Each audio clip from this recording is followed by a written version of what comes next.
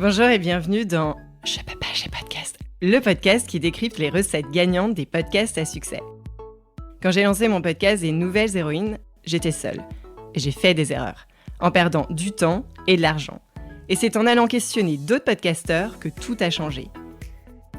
Alors j'ai décidé de partager avec vous leurs apprentissages et secrets pour amplifier l'audience de votre podcast et transformer enfin vos écoutes en euros.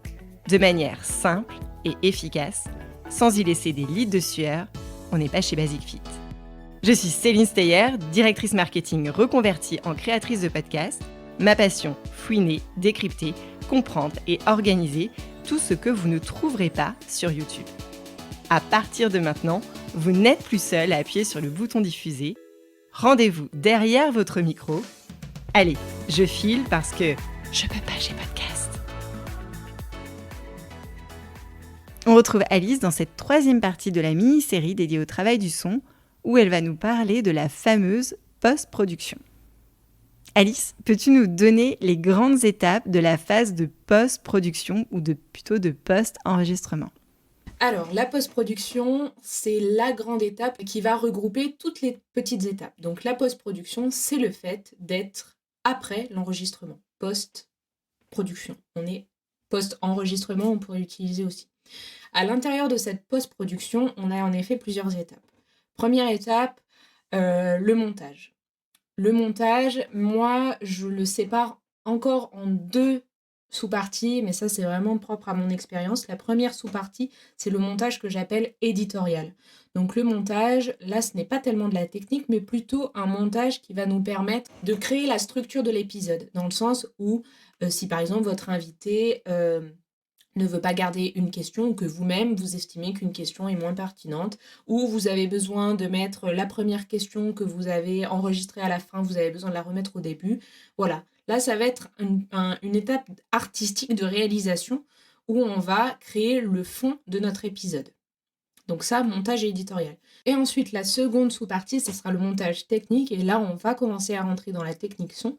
C'est-à-dire qu'on va s'amuser à enlever tout ce qui nous gêne. Donc, les hésitations, les grands E, les blancs, les tics de langage, les petits bruits de bouche qui peuvent s'enlever manuellement.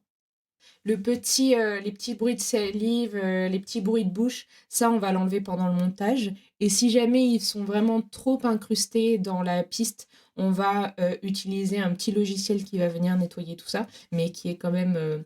pour en avoir un bien, il faut investir aussi dans cette partie-là. Mais peut-être que pour quelqu'un qui commence, qui se lance, c'est pas forcément quelque chose à regarder tout de suite pour pas trop s'envahir d'informations parce que ça fait déjà beaucoup. Donc là, dans cette partie technique, on va enlever tous ces petits trucs qui nous gênent. Et pour les P qu'on entend souvent quand on n'a pas de filtre anti-pop ou qu'on a été trop proche de notre micro, qu'on n'a pas respecté cette distance, là, ça va être plutôt du côté du mixage qu'on va s'en occuper.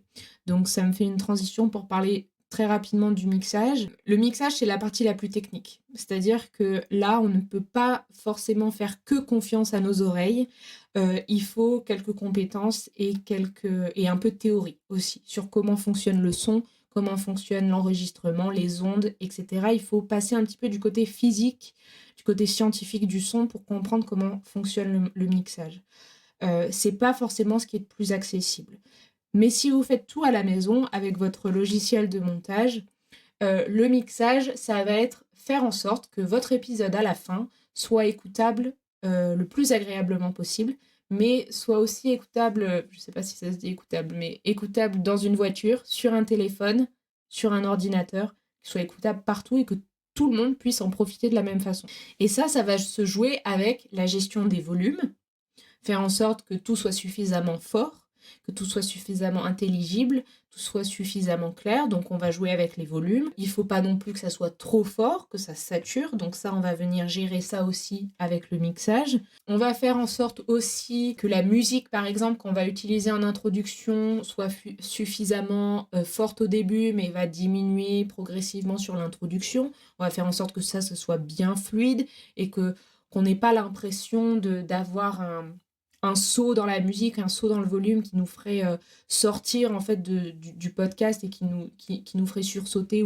En fait, le but du jeu, Et c'est souvent quelque chose qu'on dit, que nos profs nous disaient à l'école de cinéma, c'est que nos métiers sont bien faits, notre travail est bien fait quand il s'entend pas, quand on le remarque pas.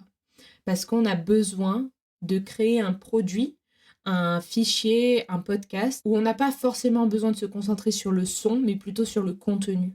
Et dans ce cas-là, le travail, il sera bien fait. C'est des choses qui se font avec de la pratique, avec de la patience. Et quelque chose aussi d'important que je pourrais rajouter, c'est que toutes ces étapes que je vous ai énumérées, donc montage éditorial, technique et le mixage, ce sont des étapes qui se font impérativement séparément. Il ne faut pas qu'on cherche à vouloir faire tout en même temps. Vos oreilles se fatiguent extrêmement rapidement.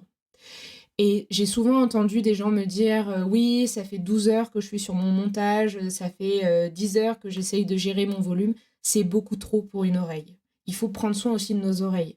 Quand on écoute des podcasts, quand on fait du montage, quand on écoute de la musique, on fait en sorte d'écouter tout ça dans un volume suffisamment fort pour apprécier la musique, mais pas trop pour ne pas détruire nos oreilles. Par rapport au montage et au mixage, ce que je fais et ce que je vous conseille de faire, c'est de monter votre épisode et de vous concentrer uniquement sur le contenu et donc pas sur la qualité du son. Et pour ce faire, de juste prendre une paire d'écouteurs, de juste monter sans se préoccuper du son.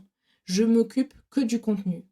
Donc dans ce cas-là, je peux même monter mon épisode sans avoir de casque branché finalement, juste à l'air libre entre guillemets, ou juste avec une toute petite paire d'écouteurs de téléphone de très basse qualité. Je me concentre sur le contenu. Là, je préserve mes oreilles en faisant ça. Ensuite, je fais une pause de plusieurs heures, voire de plusieurs jours si j'ai la possibilité de le faire. Je reviens sur mon montage et là, je vais peut-être prendre des enceintes ou des écouteurs d'un tout petit peu de meilleure qualité pour aller chercher les petits bruits de bouche dont on parlait, les petits les petites choses à couper qui sont un petit peu plus discrètes. Là, je vais me concentrer sur ça. Je fais une pause de plusieurs heures, voire plusieurs jours. Et c'est à ce moment-là que je vais utiliser mon casque de très bonne qualité ou mes paires d'enceintes pour pouvoir faire du mixage et gérer les volumes. Et ça, c'est très important parce qu'il faut préserver ses oreilles. Donc, c'est pour ça que je découpe bien ces 3 étapes-là. Voilà.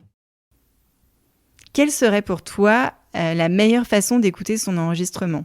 Les conditions pour pouvoir gérer ses volumes et pouvoir ensuite diffuser un épisode, comme tu dis, écoutable par tous en toutes circonstances. Plutôt avoir une écoute de casque confortable pour nos oreilles, pas trop fort ni trop faible. Donc là, c'est vraiment notre propre ressenti. Et pour le mixage, on va plutôt se fier à ce qu'on appelle un vumètre. Donc le vumètre, c'est un petit affichage que vous avez tous et toutes sur votre logiciel de montage et c'est en fait ce qui va graduer le son. Donc sur Audacity, je crois qu'il est vert et qu'il est en haut à droite, ouais c'est ça.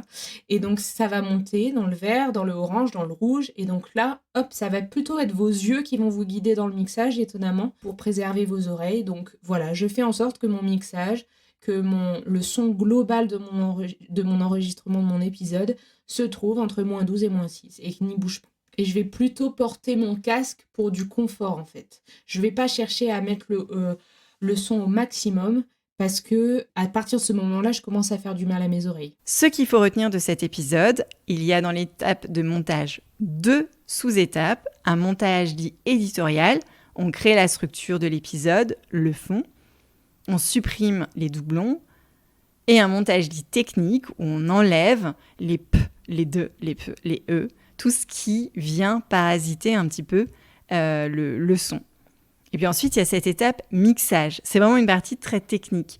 Il faut quelques compétences, comment fonctionne le son, donc il y a aussi un aspect très scientifique, et faire en sorte que l'épisode que vous allez diffuser soit le plus écoutable possible en toutes circonstances. Beaucoup écoutent des podcasts dans le métro, sur leur mobile, dans les transports, donc les conditions d'écoute ne sont pas les mêmes que chez soi, dans un canapé à la maison. Rapprochez-vous des sources chaudes, bois, moquettes, rideaux, éloignez-vous des sources froides comme le carrelage ou les vitres.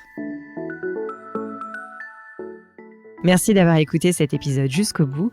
J'espère qu'il vous a plu et que vous en ressortez confiant pour votre podcast. Si c'est le cas, abonnez-vous pour ne rater aucun épisode. Parlez-en autour de vous et surtout laissez-moi une note et un commentaire 5 étoiles sur Apple Podcasts et Spotify.